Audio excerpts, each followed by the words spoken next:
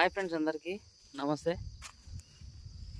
మేము వరి నార పోసినాము. ఉరుమడి నాటేసేకి చూడండి, మొలకలు వచ్చినాయి.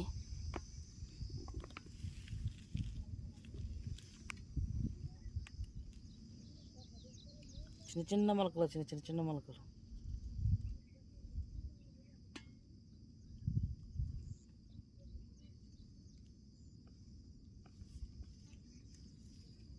చూసారా?